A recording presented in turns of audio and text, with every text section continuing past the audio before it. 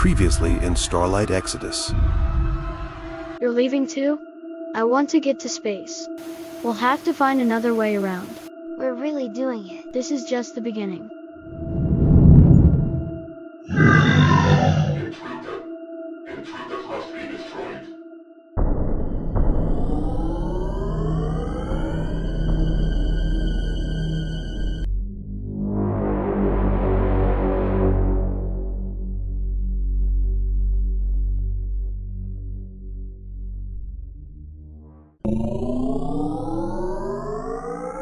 The robotic guard dog suddenly stops and loses its power. It doesn't move from where it stands and loses the light in its eyes. Jean and Simon carefully look into it and see what happens. In the security monitoring area, some security personnel are talking about the missing robotic guard dog that had a malfunction on its AI program, and they didn't know where it is now, and its tracker had lost its signal. I shouldn't have fixed that damn robot. Now it gives me a headache. It's been malfunctioning 4 times this month. It's all right. Let's just find it and shut it off for good. Jean and Simon, checking the body of the robotic guard dog, finds out that its battery is depleted. We're so lucky it runs out of battery, Simon. This thing could have killed us. I was really afraid. What are we going to do with it? I'm just wondering if this guard dog had a malfunction. It shouldn't fire right away after seeing us. It should have given a signal to its controller or overseer first. We were lucky it shuts on its own. I'm sure they will look for this. Let's put this somewhere they can find easily. Jean and Simon carries the robotic guard dog near the spaceplane hallway. A security personnel sees them on CCTV while putting the guard dog on the hallway. So, I guess we had an uninvited passenger here. Bogart, the security personnel, stands up from his post and searches for the 2 young intruders. Jean and Simon became too careful in their hiding place to avoid unnecessary noise. They talked by whispering to each other. Bogart, the security personnel, tried to search and catch them by himself, but with the use of the invisibility cloak, Jean and Simon managed to hide themselves swiftly. Where could those brats hiding? I've searched almost every corner of the ship. Should I tell my team about these intruders? Or no? I still have 40 days to play hide and seek after we landed on Mars. I will never get bored now that I have some playmates. I'm gonna torture those 2 once I captured them. The human colony on Mars, now in its 250th year, has grown to a thriving population of 43 million inhabitants, is now facing a big challenge to accommodate hundreds of millions coming from Earth.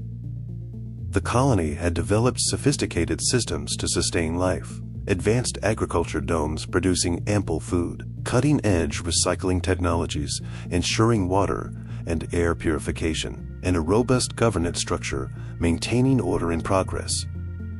However, the colony faced its greatest challenge yet, accommodating the sudden influx of hundreds of millions of Earth refugees.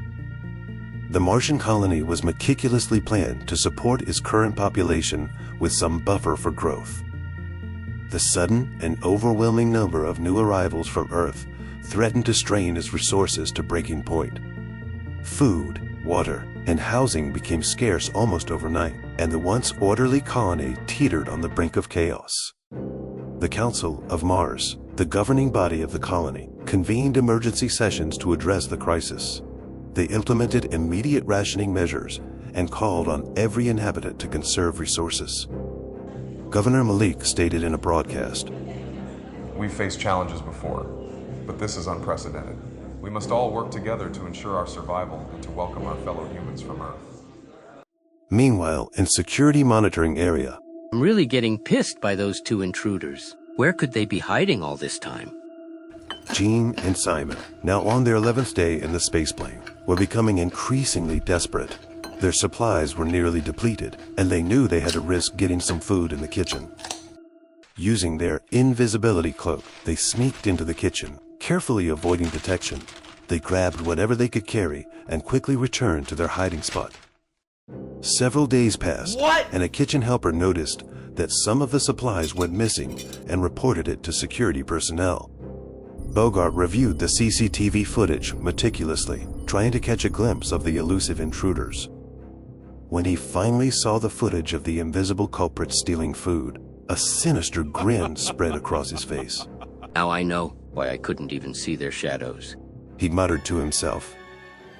Bogart searched for something in the equipment room. With this thermal binocular, the game is fair. Armed with his new thermal binocular, Bogart devised a plan to catch Gene and Simon. He began to patrol the spaceplane more frequently, scanning every corner with his thermal scope. Gene and Simon, unaware of the new threat, continued to rely on their invisibility cloak, thinking it kept them safe. As they sneaked again into the kitchen for more supplies, Bogart was waiting. He saw their heat signatures through his scope and silently followed them. Just as they were about to leave the kitchen, he pounced. Bogart shouted, grabbing Simon. Gene, quick on his feet, managed to pull Simon free, and they both darted away, running through the narrow corridors of the spaceplane. Bogart gave chase, but the boys were small and agile, managing to stay just out of reach. The chase led them to a section of the spaceplane that was rarely used, a dark and cluttered storage area. Gene and Simon hid behind a stack of crates, trying to catch their breath. We can't keep running like this. He'll catch us eventually. Simon whispered. We need to find a way to disable his thermal scope. If we can make it back to the maintenance area, maybe we can rig something up. Gene nodded, thinking quickly. Just as they were about to move, they heard Bogart's footsteps approaching. He was getting closer, methodically scanning the area with his scope. With no other option, Gene and Simon stayed perfectly still, hoping Bogart would overlook their hiding spot. As Bogart moved past their location, Gene spotted an old tool chest nearby. He quietly opened it and found a few electronics, tools, and some wire. I have an idea, but we need to get back to the maintenance area. Gene whispered. Using the cloak to their advantage, they silently slipped away, making their way through the maze-like corridors until they reached the maintenance area.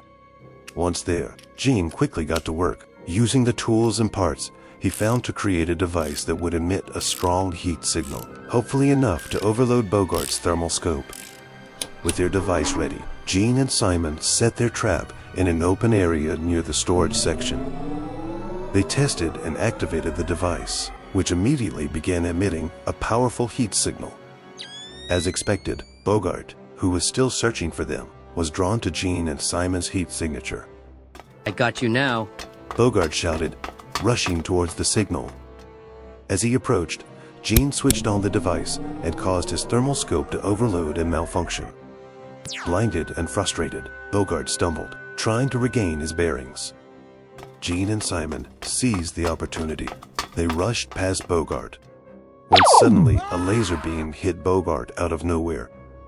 The image of the robotic guard dog seen approaching Gene and Simon.